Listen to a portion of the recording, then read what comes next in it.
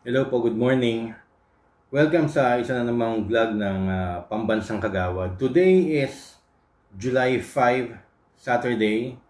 At ngayon po 5 minutes to 8. Bale, 7:55 na po ng umaga. Meron po tayong trabaho tuwing Sabado. Kaya I'm taking this opportunity para magkaroon lang ako ng konting reaction video dun sa statement ni Congressman Sagarbarilla. Siya po ang chairman ng Electoral Reforms ng House of Representatives na ginamit po natin ng kanyang video para yung po ang pinaka-latest kasi na usap-usapin tungkol din sa term setting BSKE postponement kung sakasakali po. Ano ho? So, una sa lahat, bago po yan, ako po yung nagpapasalamat sa lahat po ng mga nagko-comments sa amin na nagagandahan sa show namin, sa programa namin sa Barangay Tayo at nagsasabi pong marami po silang natututunan. Mabuti naman po at maraming salamat po sa inyo. Yung mga ganyang klaseng mga comments nakakataba ng puso at lalo pa po naming pag-iigihan para po lalo sana kami makakontribute sa serbisyong barangay. Sa inyo pong lahat, maraming salamat. Okay. Napakatagal na nga po, sinabi nga po ni Congressman Sagarbarilla na yung history po ng term setting na yan, sinabi po niya doon, although hindi ko alam kung Chabacano o Bisaya or hindi ko masyado maintindihan, pero not in so many words na intindihan natin kasi alam na ho natin, sabay-sabay ho natin pinag-aaralan yung proseso tsaka issue. No? So sinabi ho niya doon, ang gusto ng Pangulo, tuloy ang eleksyon, December 1, 2025. Ayun ho yung nasa LEDAC. Ano ho? Kasi pagka LEDAC, yun ho yung talagang intensyon ng Pangulo at saka ng dalawang Kongreso, Senate and House of Representatives, yung po magiging direksyon.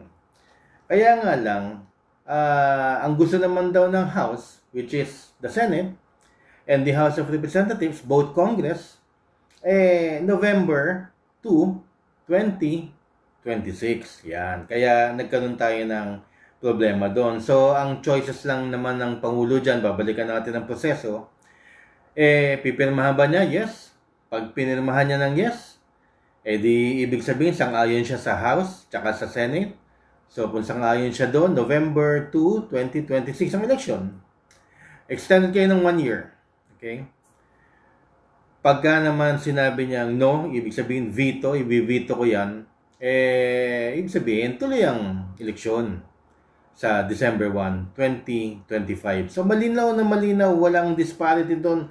Malinaw na malinaw. Kung veto, ibig sabihin, no, tuloy ang eleksyon, BSKE. Pag sinabi niyang yes, postponed, 2026, November, ang eleksyon. Teka, ang gulo ng buhok ko. Pero nga, ang isa pa nakalagay doon yung third choice na within 30 calendar days, the President must give his intention to Congress if he wants to veto the bill. If not, kung walang ma-receive ang Kongreso na galing sa Pangulo na nagsasabi o may intention ng Pangulo na i-veto ko to, di after 30 working days, magiging batas na siya. So, naghahagulo tayo ngayon sa 30 working days sapagkat kung pipirmahan niya yan, pinirmahan na niya yan. Regardless kung yes or no usapan natin. Kung pipirmahan niya yan, which is June 13, nag-adjournment sine die, kung pipirmahan niya yan, first or second week na pirmahan na. Pero almost 1 month na ba tayo? Kung nagkakamali ako, pasensya na. Pero let's just say third week, ang tagal na.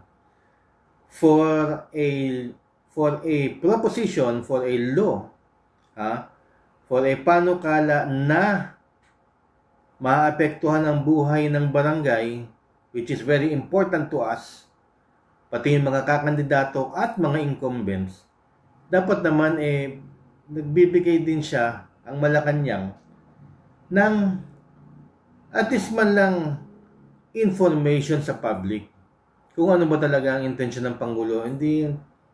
Anyway, so ito na nga tayo. 30 working days o 30 calendar days. Yan ang nagiging issue ngayon eh. Kasi naglabas kami ng BSK e-term setting timeline. So, kumbaga, dahil nga sa tagal, ang nagiging huling option at usap-usapin, baka mag-lapse in tulo na lang yan. O ihabol yung veto, o ihabol yung yes, pero labo. Baka mag-lapse in tulo. After 30 calendar days. Ano ba ang difference ng 30 calendar days sa 30 working days? Kasi, for a government entity, laging, depende kasi yan eh. For a government agency o entity, o halimbawa tayo nagtatrabaho sa gobyerno, Monday to Friday, yun ang working days. Kasi wala naman tayong Sabado at Linggo. Depende ha. Pero normally, pag sinabing working days, ang bibilangin mo lang Monday to Friday. Okay. Ang calendar days, that would be 1 month. Ibig sabihin binibilang mo yung Monday to Friday, included ang weekends, Sabado at Linggo. Marami nagsasabi at ang sinabi namin dapat by July 11 dapat Republic Act na yan o yun siguro dapat ang last day ng 30 working days, not counting the weekends. Yun yung working days, diba? Meron naman nagsasabi at sinabi nga na ang 30 calendar days ay ginagamit under the Constitution, but I doubt, sinek ko, wala naman Pero the Supreme Court said, na nakita ko tuloy sa kaka-research ko, the Supreme Court said na kung silent ang interpretation dyan, ibig sabihin hindi natin alam kung working days o calendar days, ang bibigay natin ay calendar days, 30 working days. Ibig sabihin pahabain natin. Sa palagay ko, mas ano yun, yung pagkakabasa ko yun, mas applicable sa Pangulo. Sapagkat ang Pangulo, kahit Sabado at Linggo, nagtatrabaho yan. Ang Governor, Mayor, Sabado at Linggo, nagtatrabaho yan, kahit nasa bahay. No, marami pa rin yung mga bisita. Lalo-lalo na ang kapitan. Dahil ang Sabado at Linggo niya, for constituents, dinadalo siya sa bahay. Alam niyo na ibig kong sabihin. So, sige, i-apply natin yung 30 calendar days. In effect, July 25 yan. Kung 30 calendar days. Kung tama ang computation ko. Pero sa tingin ko, July 20 lang Pero, sige, i-extend na natin ng July 25 kasi marami nagsasabi, sige na, kasi ang haba na naman talaga sanay na tayo, ang haba magdesisyon ng Senate, ang haba magdesisyon ng House of Representatives, last minute lahat, hanggang bago mag-adjournment, an hour before adjournment siniday. Bigla na lang pinasa sa bicameral conference na last minute din. So, last minute na rin natin yung mangyayari sa Malacanang. Dahil hindi naman tayo binibigyan ng info which is the primary duty of any government entity or any government official. One of the most important factors in public service is informing the public of what you are going to do. Hindi nga nangyayari. So sige na, ibigay na natin yung July 25, which I think medyo sapat, tama, dahil sa July 28, yun na po ang State of the Nation address ng Pangulo. At yun din ang opening ng yun ang opening ng Kongreso. Both houses of Congress magbubukas sa July 28. At doon din magsisimula ang Statement of the Nation address ng Pangulo. I-address na yung dalawa. So marami nagsasabi, mukhang doon i-announce. O sige, kung doon i-announce ganito, kung doon i-announce, wala na yung yes. Kasi kung pinirmahan kahapon o ngayon o mamayan, i-announce na yan. Diba? Hindi mo pwedeng secret Hindi pwedeng secret sa gobyerno. Wala na rin yung veto. Kasi kung i-veto mo yan, which is talagang lahat ng tao, gano'n na yan, dapat i-announce. Diba? Ngayon, kahapon, o sa darating ng mga araw. Pero kung hindi nangyari yung natin, iisipin natin, ibig sabihin lapse in tulo.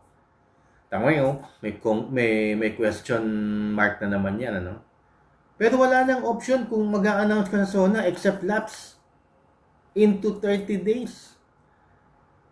Kasi hindi mo pwedeng sabihin na pinirmahan ko yan ng July o pinirmahan ko yan last week, hindi mo sinabi. Ano yan? Surprise attack? Diba?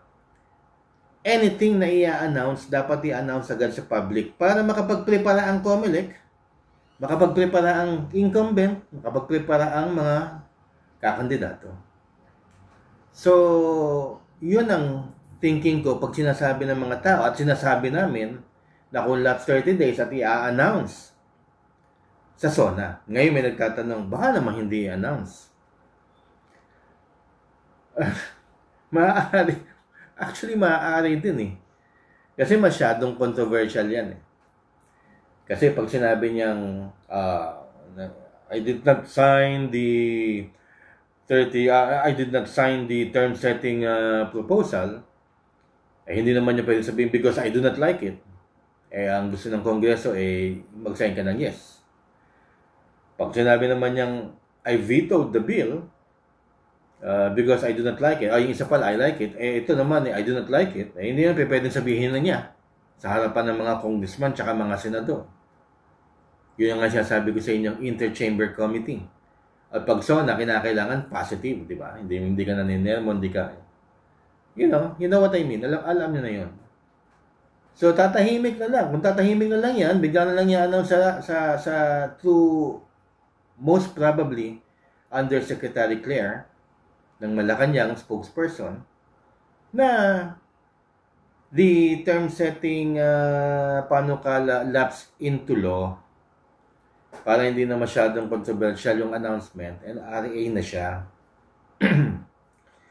So, hindi natin alam. Kasi ang alam lang natin, wala pa napipirmahan. Kasi wala pang announcement. So, nagdidebate tayo ngayon. Ito, may kodigo tayo. 30-day calendar days o 30 working days. 30 working days, dapat July 11 yan. Let's just say July 20. O, sige na, dahil last minute. 30 calendar days mo na lang. Kasi pangulo yan. So, ibigay mo sa kanya 30 days. Including weekends. So, July 25. Tama-tama lang naman. July 28. Eh, SONA. So, regardless kung i-announce o hindi na pag-usapan natin. So, halimbawa, ito, maganda tong usapan na to. Para matigil yung bangayan ninyo, ha? Aspirants, saka incumbent. From 6 years na pangako sa inyo, naging 1 year na lang. Sa totoo lang. Diba? So, kung naging Republic Act na siya, huwag muna nating isipin si Atty. Mac, ha? Maraming magko-comment dyan, Atty. Mac will be waiving. Oo, alam natin yun. Napag-usapan na natin yan. Pero ito muna. Ito muna ang termino ninyo. So, kung pumasa yan, at November 2, 2026 ang election, ang mga first term, mayroong 2 years. Kung manalo ka, plus 4. Kung manalo ka ulit, plus 4, equals 10. 10 years. Bali, nadagdagan ka lang ng 1 year. Kasi 9 years talaga. Pero pag pumasa to, nadagdagan ka lang ng 1 year. Second term, 5 years ng una, dahil na-extend, plus 2, 7, plus 4 kung mananalo ka sa 26. So, 11. Bali, nadagdagan ka lang ng 2. From 9, 10, 11. Tama. Okay? Sa third term, nalilinig niyo yun, si Manang yun, yung naglilinis. Siya siga dito eh. Sa third term, 3 years, 5 years, plus 4, 3 years, the 8 plus 4, 8, 9, 10, 11, 12. Ang hina ko sa math. 12 years, plus 3 kayo. Swerte pa nga yung third term. Huwag kayong malungkot dahil naka 12 years kayo. Para kayo naka-extend dahil na-extend yung una yung term. And then, tama ba ako? Tama. Then, 5 years yung unang term nyo. 3 years plus 2. Tama yung computation ko. 12 years. dapat kayo magdiwang. Huwag kayong malungkot kung hanggang 2026 na lang kayo. Kasi kayo ang pinakamaraming termino, kayo pinakamaraming taon. Okay? So, ang bottom line nito, hindi naman talaga kayo nadagdagan ng konti na nadagdag, 1 year, 2 years lang talaga. So, masarap lang pakinggan yung unang sinabi nila na 6 years, yay! Pero wala naman nadagdag na 6 years sa totoo lang. Especially kung matuloy yan sa 26. Wala namang kailangan magdiwang sa inyo dahil nabudol nga tayong lahat Oo. Pagkaboto, biglang naging 1. Matagal ko na po sinasabi na yung 2026 na yan, kompromiso yan para sa lahat. Yan ang iniisip ng Malacanang ngayon. So, ang swerte talaga dyan yung may elect sa 2026 November. Kasi yun ang bubuo kung makaka-straight sila ng 3 termino, yun ang makakabuo ng 12 years. Imbes na 9. Nadagdagan sila ng 1 term, 3 years. Wala naman nadagdagan sa inyo dito So, talagang paglalabanan talaga, lalo-lalo na swerte yung mga magiging mananalo na first term sa 2029. Yan po. Kung hindi maaantala ang eleksyon ng November 2, 2026, kung hindi maaantala ng isang attorney map na tsaka na natin pag-uusapan, sinasabi ko lang yung mga magiging termino nyo. So, anong effect? Anong effect talaga nito? Sorry, napapatagal na naman. Well, yung mga naghihintay, pag hindi 5 months na lang naman ang December 5 months, huwag nyo sabihin 6 months, sapagkat 5 months na, December 1 yan Hindi naman tinapos yung December. So, parang November 32, di ba? 31 plus 1. So, 5 months to go na lang. Ano ba naman yun? So, kung sasabihin, cancel yung election. Di 1 year. November. Tandaan yung date na ibibigay ko, November 9. Baka mabago. Kasi hindi pwedeng araw ng patay. Tandaan nyo yung November 9. Let's just say, na tsambalelong si Kagawad Butch. So, okay.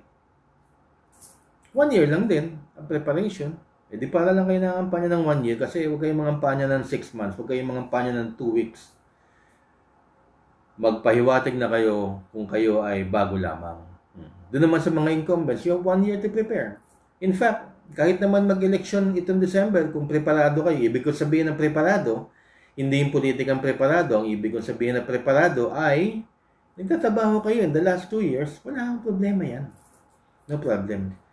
So, hindi ko maintindihan kung bakit nag-iinsultuhan dyan sa Facebook na ba't ba kayo atat na atat, mga talunan, o kaya next year pa.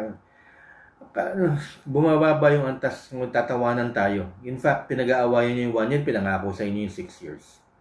Ngayon nakaupo na, 1 year na lang. Diba? So, bakit kayo, kayo pa ang galit-galit sa isa't isa? Hindi dapat ganun yan. Kung i-compute natin ang mga kasaysayan. Maraming salamat po sa inyo. Ito po si former Kagawad. Busarana para sa Pambansang Kagawad. God bless.